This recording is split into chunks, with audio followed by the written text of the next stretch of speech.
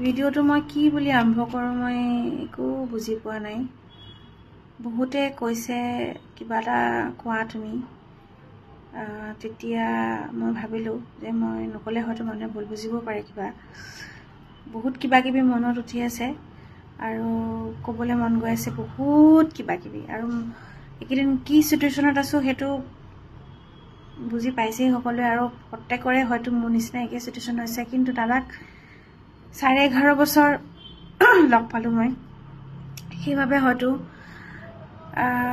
হয়তো মোৰ কাৰণে অকণমান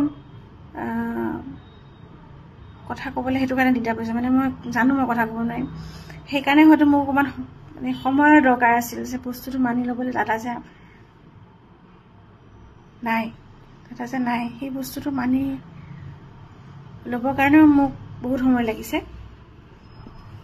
আৰু নৰ্থ ইষ্ট ফেষ্টিভেলৰ কথা ওলাই আছে যিহেতু মই এটা কথা ক'ব বিচাৰোঁ।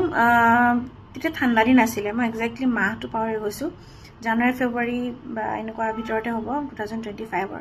সকলোৱে গম পায় মই দাদাৰ লগত 2014 মই 4 জুলাই দিনাখন দাদাক লগ পাইছিলোঁ মই 2014।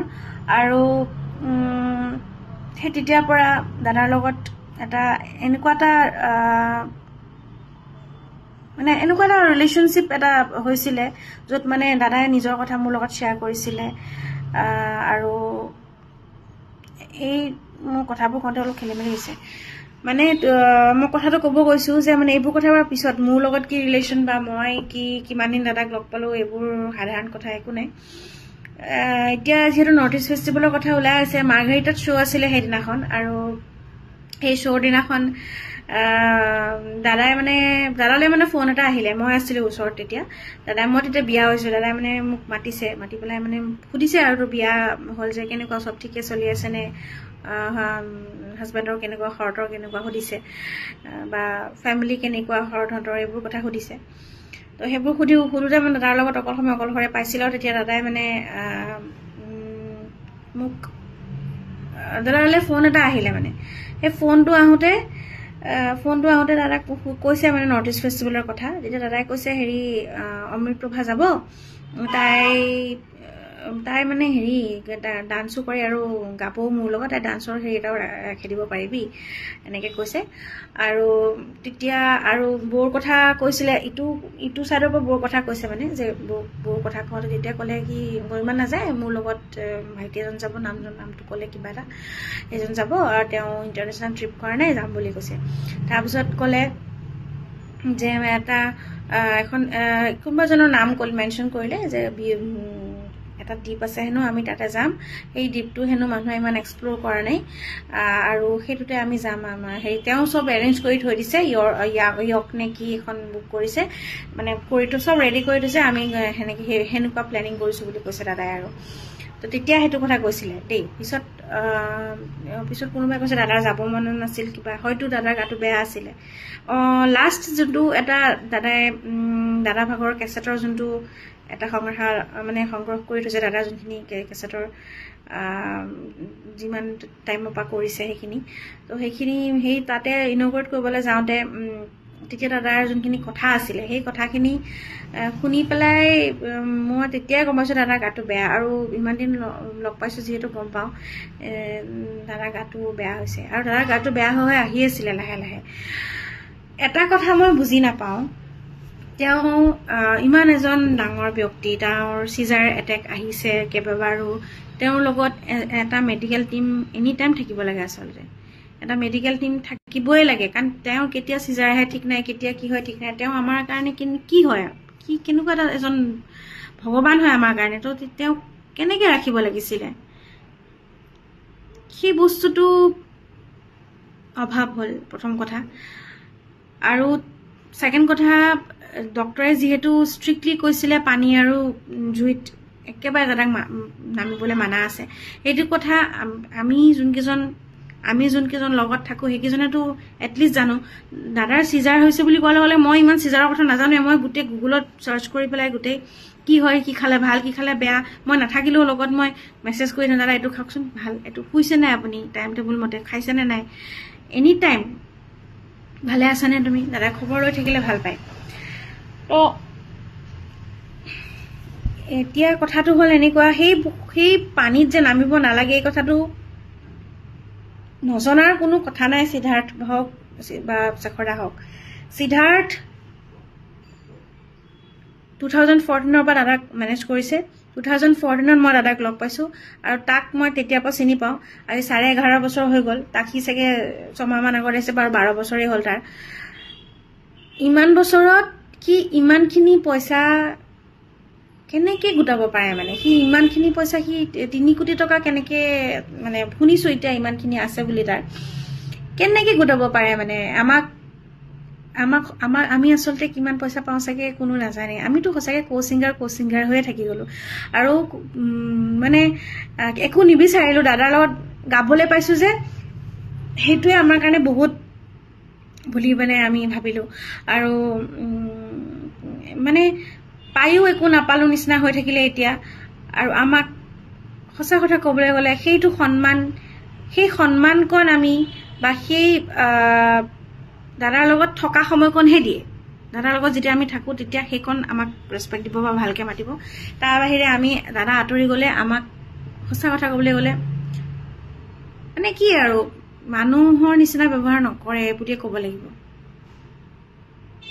ঐ তই এইটো কৰ, ঐ, মানে এনেকুৱা আৰু যদি কিবা কমপ্লেইনটো কৰোঁ দাদাৰ আগততো সৰ্বনাশী।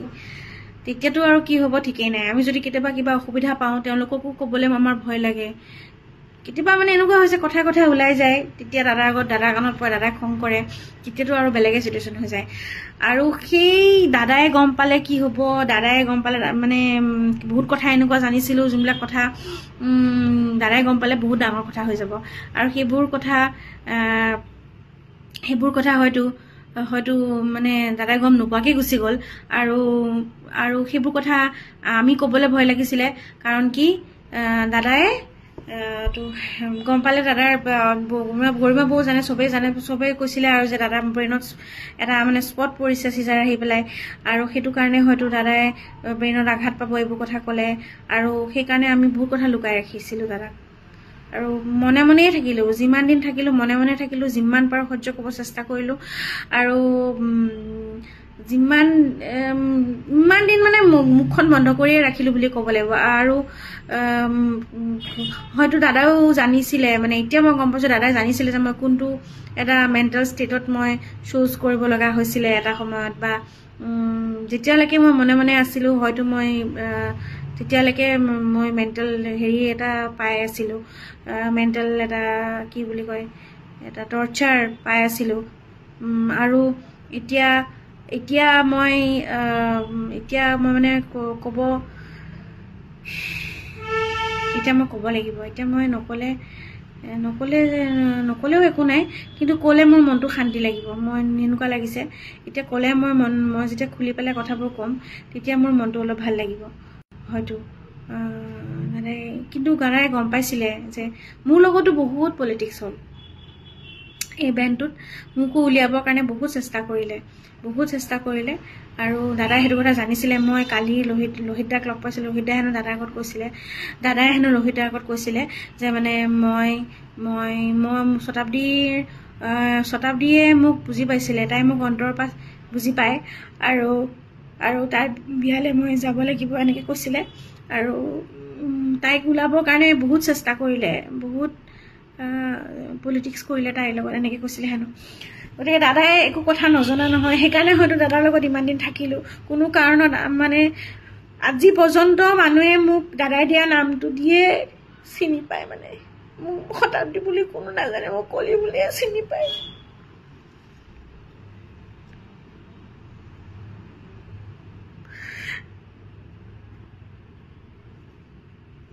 মোক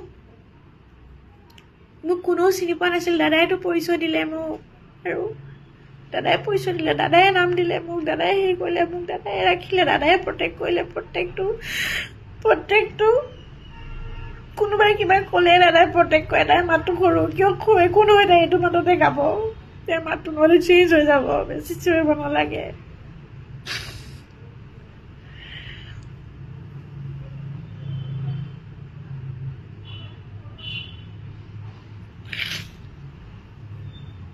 মা মৰোতে মা ঢুকুৱাৰ দিনাখনে জ্বলাই আহিছো দাদা আহি কৈ পাইছেগে মা ঢুকুৱাৰ পিছত মই কি কৰিম মই একো বুজি পোৱা নাছিলো মা ঢুকুৱাৰ পিছত দাদাক ফোন কৰিছো দাদাই ফোন কৰিছে বোলে খবৰ ল'বলৈ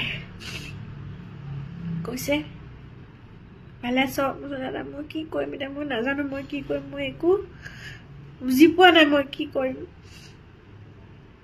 তেতিয়া দাদাই কৈছিলে কোন হয় তই কি কৰিম তই গুচি আহ আকৌ প্ৰগ্ৰাম আছে নহয় ইয়াতে খানাপাৰাত প্ৰগ্ৰাম আছে অমুক থাকে তমুক থাকে সেয়া 21 চনৰ কথা তেতিয়া মই আকৌ গুৱাহাটী আহিছিলোঁ লকডাউনৰ সময়ত মই ৰুম এৰি দিছিলোঁ আকৌ মই ৰুম বিচাৰি মেলি আকৌ ৰুম ল'লোঁ দাদাই আকৌ মোক সাহস দিলে মা বেমাৰ হৈ থকা টাইমতো দাদাই মোক প্ৰত্যেকটো সময়ত বহুত বেছি মানে এনি টাইম মানে তেওঁ মানে মোৰ এটা সাহস আছিলে মানে আমাৰ চবৰে মানে তেওঁৰ লগত জড়িত থকা মানুহ জুবিন দা আছে আমাক কোনো একো কৰিব নোৱাৰে মানে আমি এটা মানে ভাল এটা হৈ পেলাই আমাক বেকবোন আছিলে আমাৰ মানে মোৰ দেউতা মা ঢুকালে যেনেকুৱা লাগিব মোৰ দেউতা জীয়াই আছে এতিয়াও তেওঁৰ 90+ হৈ গ'ল মোৰ মা ঢুকাওঁতে মোৰ যেনেকুৱা লাগিছিল তেনেকুৱাই দুখ লাগিছে এতিয়া মোৰ আৰু মানে প্ৰত্যেকজন অসমীয়াই যোনটো ফিল কৰিছে দাদাই মানে কিছুমান কথা কৈছিলে আজি মই ক'ব বিচাৰোঁ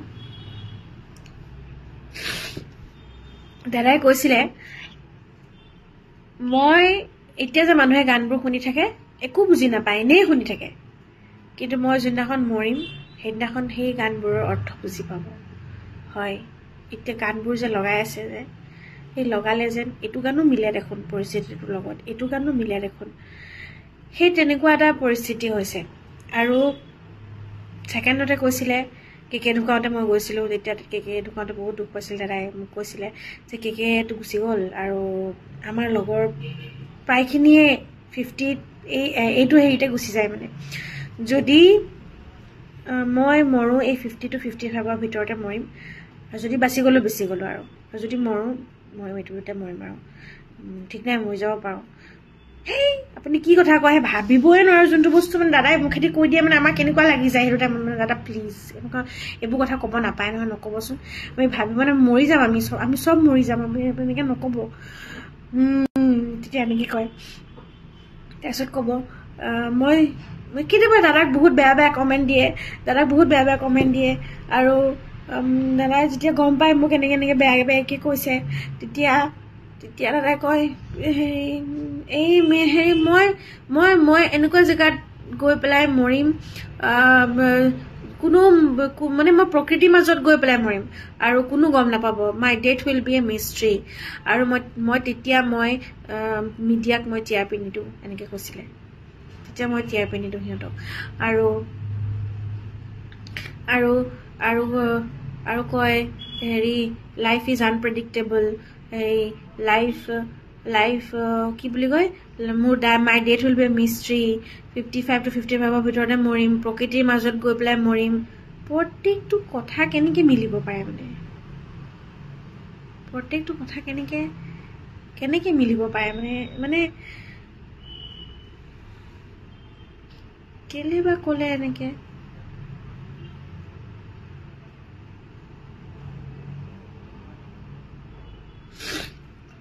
বাৰু যি কি নহওক এতিয়া চবৰে খং উঠি আছে তদন্ত হ'ব লাগে আৰু যদি দোষী হয় কোনোবা দোষীয়ে শাস্তি পাব লাগে আৰু এইটো যাতে একদম নিকা তদন্ত হওক মই হিমন্ত বিশ্ব ছাৰক একদম ৰিকুৱেষ্ট কৰিছোঁ নহ'লে মানুহ মৰি যাব দাদাই যদি সঁচাকৈ দাদাৰ লগত কিবা হৈছে মই নাজানো কি হৈছে মোৰ বিশ্বাস নহয় এইটো হৈছে বুলি কিন্তু যদি হৈছে এটা কথাটো হয় দাদাক কিন্তু বহুত ইউজ কৰা হ'ল প্ৰথমতেও যেতিয়া এনকে প্ৰডাকশ্যনত আছিল তেতিয়া আমাক দাদাই নিজে কয় যে মানে ইউজ কৰিলে মোক বহুত বুলি আৰু তাৰপিছত দাদাই এনেকৈ এইটো তাৰপিছত মিডিলৰ আণ্ডাৰত আহিলে তাৰপিছত ঠিকে থাকিলে আকৌ কিন্তু সিদ্ধাৰ্থৰ কান্ধত যেতিয়া বোজাটো পৰিলে তেতিয়া সিদ্ধাৰ্থে যেতিয়া চম্ভালিবলৈ ল'লে তেতিয়া বস্তুবোৰ এনেকুৱা হৈ গ'ল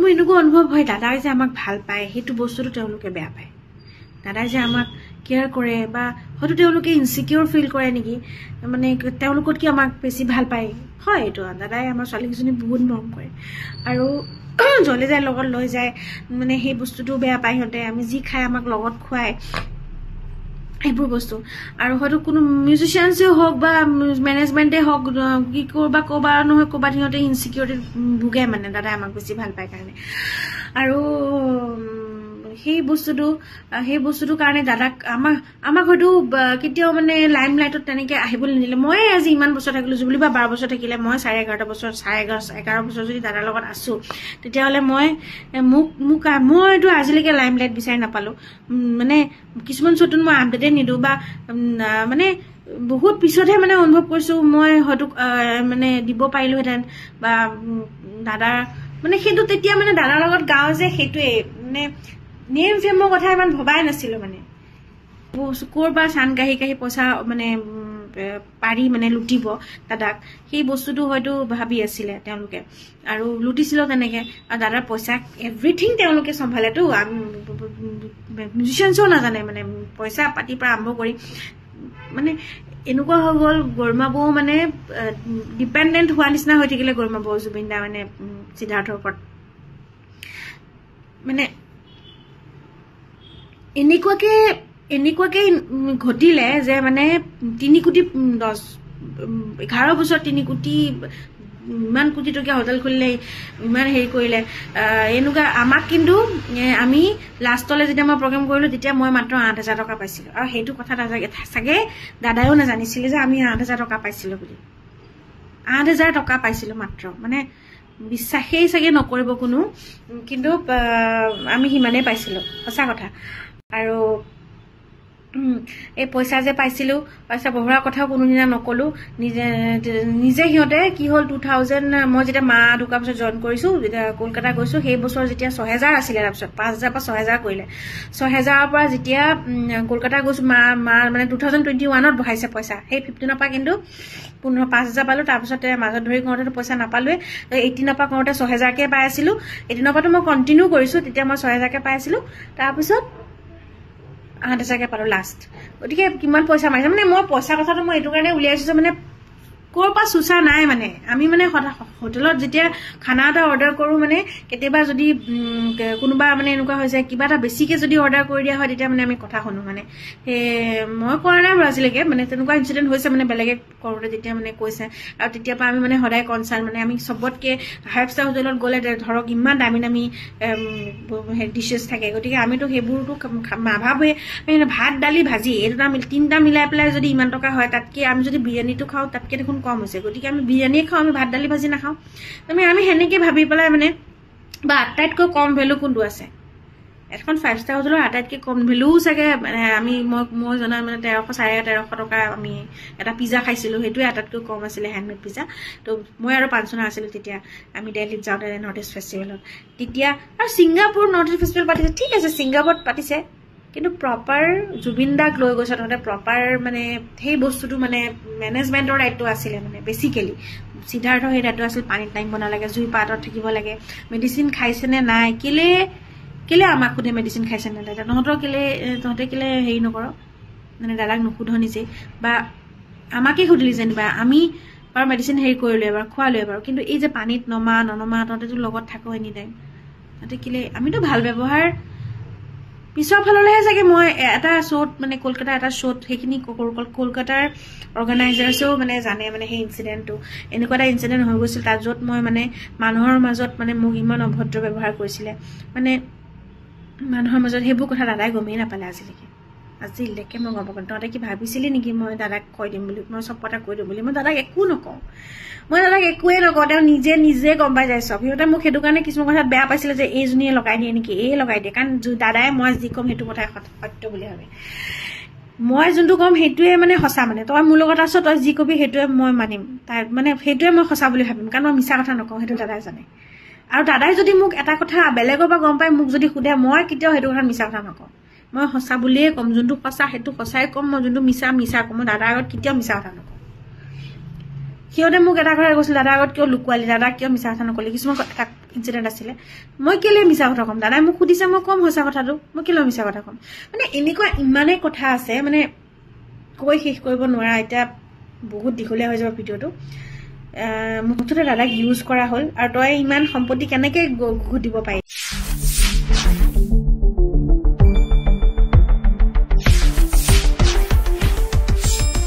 শুদ্ধ আৰু বিস্তৃত বাতৰিৰ বাবে চাই থাকক নিউজ ডেস্ক ৰিপোৰ্ট।